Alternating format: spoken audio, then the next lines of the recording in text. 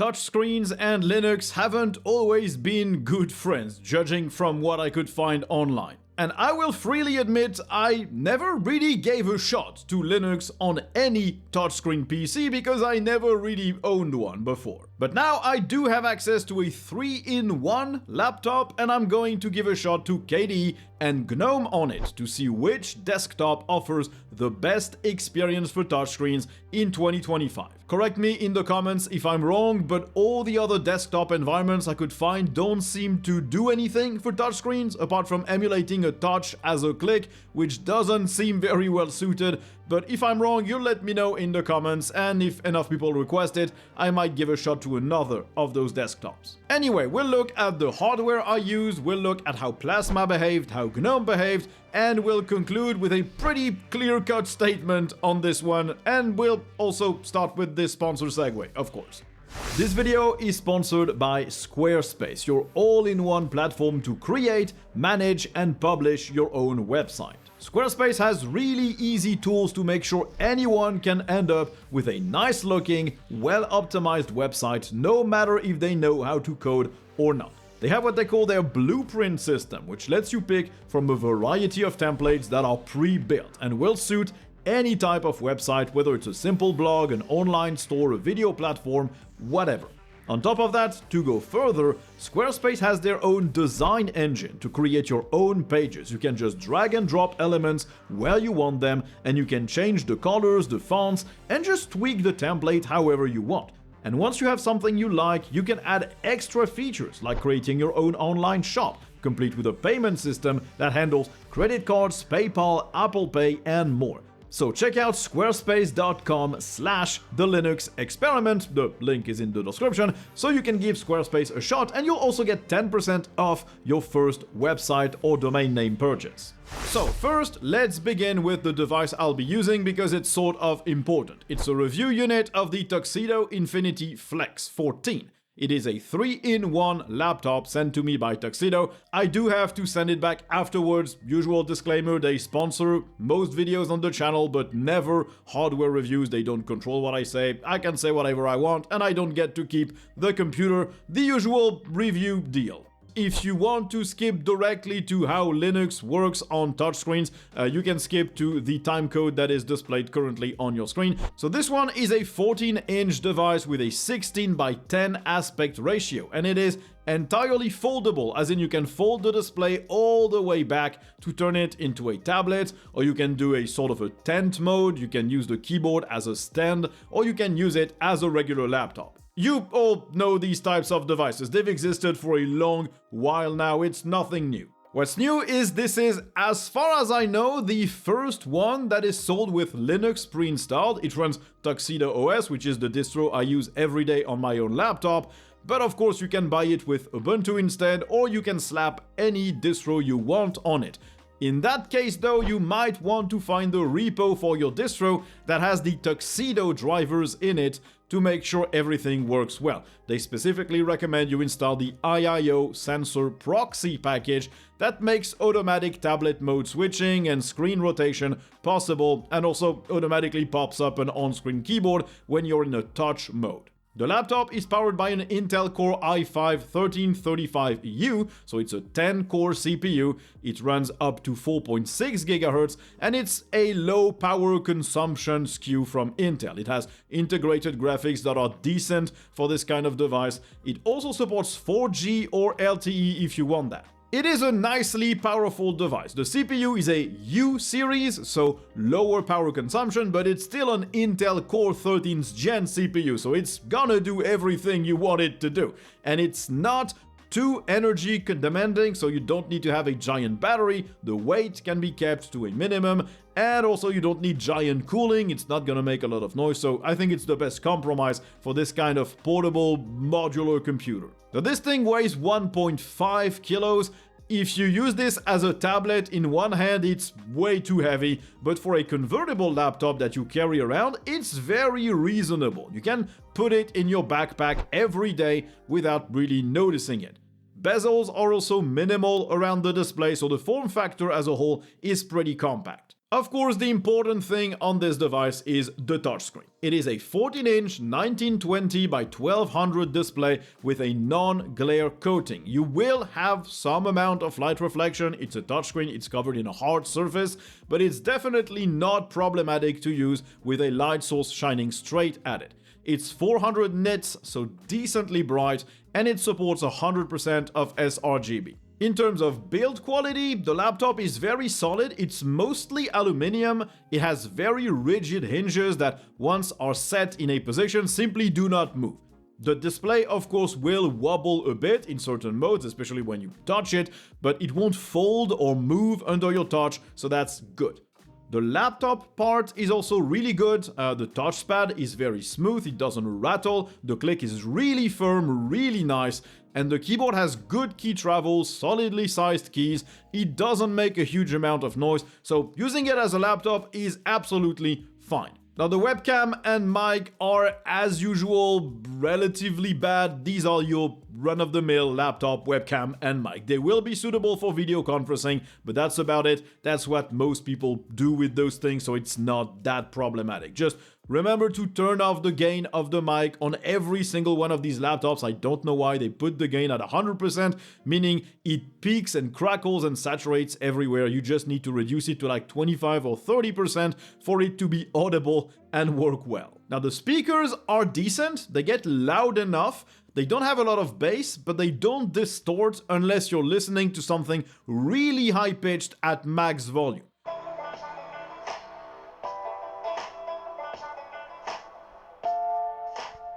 This thing will likely be a media device for a lot of people to watch movies and videos because, well, you can put it as in a tablet mode. Sound is sort of important here. These are not the best speakers, but they're really solid. In terms of I/O, you get a barrel charger plug, you get HDMI 2.0, you get one USB-A 3.2 Gen 2 port, a Thunderbolt 4 port, and a USB-C 3.2 Gen 2 port. Those last two ports do DisplayPort 1.4 and power delivery, so you don't need the barrel charger. USB-C works fine. And on the other side, you have a webcam and mic privacy switch, the power button next to a 2-in-1 card reader for microSD or a SIM card, a USB-C 3.2 Gen 1 port, and a 2-in-1 headphone jack. Now, do note that you need a SIM ejector tool to remove the tray where you have the SIM card and the micro SD slot, so it's not meant to be super removable in and out storage. It's more meant to extend the storage of the computer,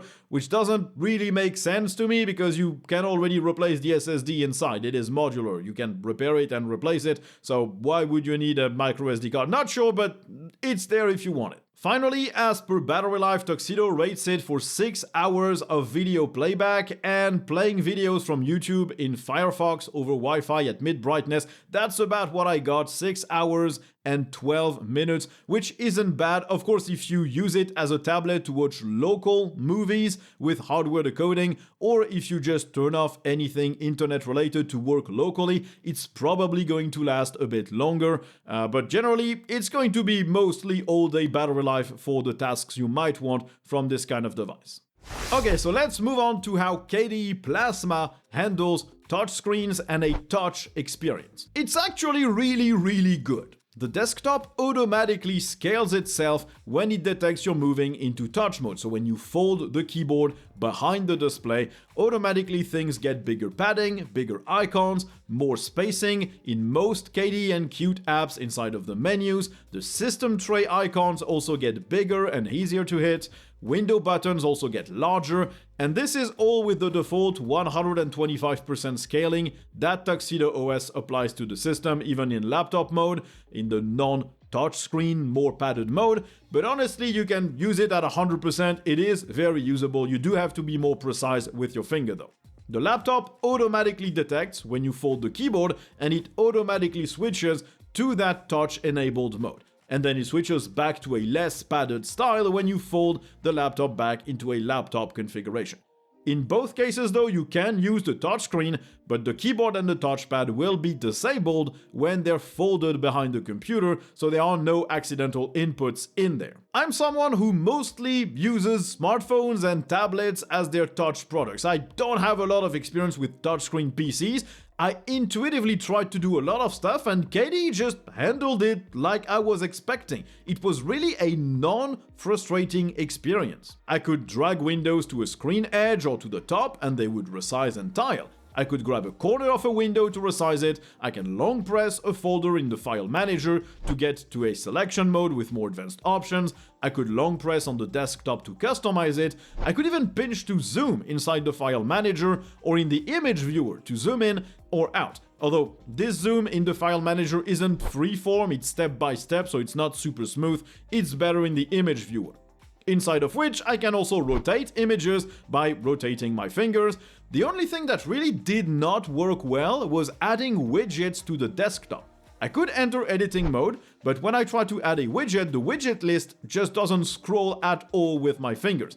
It starts a drag and drop operation of whatever widget my finger started its movement on. Generally, the desktop editing part is very janky when used with a touchscreen, in my opinion. Now, the on-screen keyboard that is pre-installed here is called Mallet, and it works. It has language switching with a bunch of languages preset, it has an emoji board as well, and it automatically pops up when you're in touch mode if any app has a text field pre-selected or when you touch a text field yourself. The problem is a few apps inside of KDE have that text field pre-selected. Like for example the settings and the App Store, meaning every time you open one of these, you get half of your screen, well not half, but a third of your screen covered by a gigantic keyboard, and it's super jarring. I would rather not have that be the default in touch mode. I would have people touch the text field to make the keyboard appear instead of pre-selecting it in touch mode. Now this keyboard also doesn't seem to have any graphical tools to configure it. I needed to edit a JSON file to change its height. Once I did, it was more manageable, but the keyboard still uses screen space pretty weirdly. Like they could absolutely add other keys or another row or something. The keys are just way too big. It's not bad, it's definitely usable to touch type, but yeah, it's not on par with what you'd find on an iPad or an Android tablet at all. KDE Plasma also has touchscreen gestures. You can slide 3 fingers up to show the desktop grid, you can slide them down to show all the virtual desktops and the window spread, and 3 fingers being dragged left or right also switches between virtual desktops if you have multiple ones. But that last gesture doesn't seem very well calibrated. It feels like the desktops themselves are moving far too quickly compared to the way my fingers are moving on screen. Unfortunately, these gestures are not customizable, just like the gestures you could do with a touchpad in KDE. That's a big miss that they need to fix. You can configure actions when sliding a finger from a screen edge, but you can't customize the multi-touch gestures, and they really need to add that in.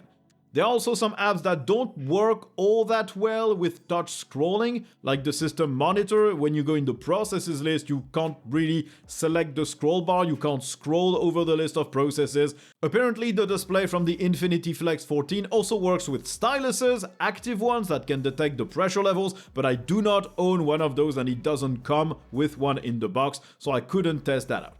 At any rate, Plasma works really well with touchscreens. I was expecting a very frustrating experience where everything I tried to do wasn't exactly intuitive or didn't react well to my movements, but no, it's really smooth, and apart from a few hiccups, it's kinda good.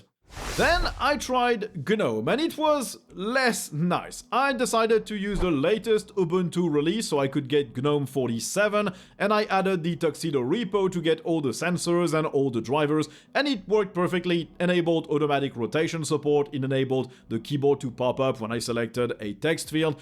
It works. It's Ubuntu's customized version of GNOME, but they don't do anything special to improve or make touchscreens worse, so the experience will also hold for vanilla GNOME. So GNOME on the surface looks like it should be very well suited to touchscreens. Everything is already padded, it's easy to touch, and generally it works fine, but you feel like it hasn't really been thought out for touch. First, it does ask you to double-click a lot more than KDE, especially when you're trying to interact with folders.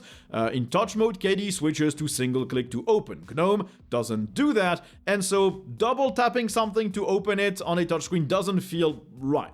You can also use gestures on GNOME, 3 fingers up to bring the activity view, 3 fingers from there to get to the app grid, or 3 fingers left and right to switch desktops. Pinch to zoom also works fine in the image viewer, even smoother than in KDE, but in the file manager and other places where icons are displayed, you can't pinch to zoom to increase the size. And interestingly, a lot of people will argue that GNOME is designed for touchscreens, but it is far less so than KDE. You cannot, for example, drag a window to the top or the side of the screen to tile it. It just doesn't work. You cannot swipe anywhere in the app grid. You have to aim specifically between app icons, unless you swipe from the side without touching any icon. If you initiate a swipe in the app grid from an app's icon, nothing happens, or sometimes you will move the icon around.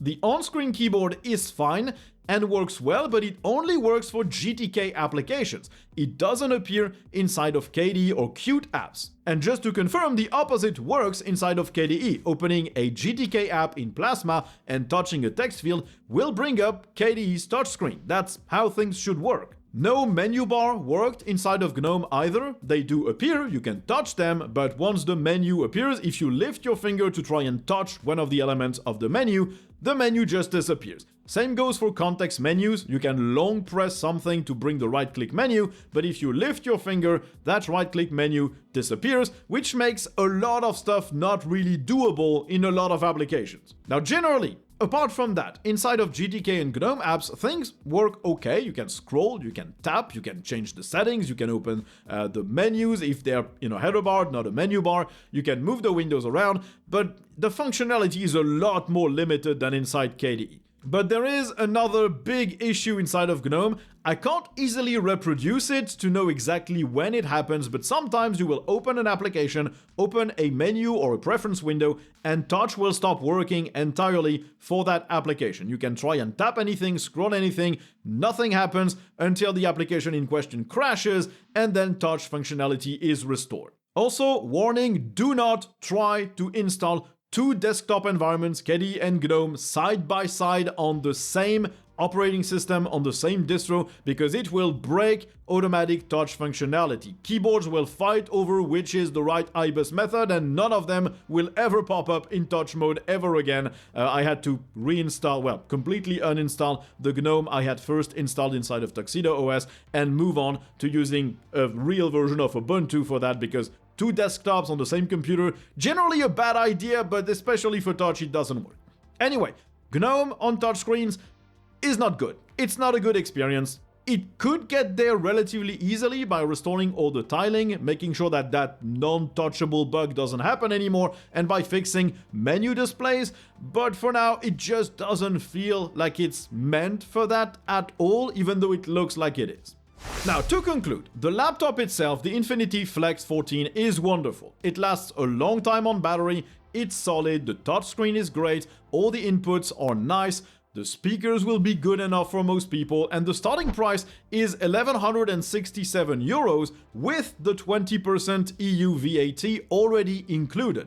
So it's not a bad proposition at all for an all-aluminium Intel Core-powered laptop that also comes with a great touchscreen, 16 gigs of RAM by default, and 500 gigs of SSD. I definitely can recommend this device if you want a touchscreen laptop, a convertible that runs well with Linux. With this one, you know that the touchscreen works. Just do remember that if you want to install another distro than the ones they offer, go check out on Tuxedo's help pages and support. They have a list of the repos that they maintain, or check that your distro actually does have Tuxedo drivers and their sensor package in their repos. I know someone packages them for Fedora in a copper repo. I'm pretty sure they are in the AUR, and they have repos for OpenSUSE and for anything Ubuntu based. So that covers a lot, but some distros might not have access to that.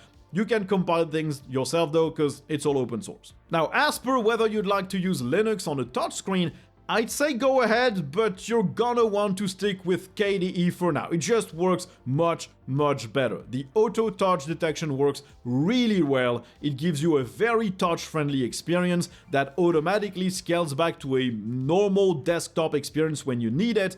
Not all apps are perfectly supported, but most of them work really well. GTK apps that are very touch friendly on the surface will also work fine inside of KDE, so you can mix and match.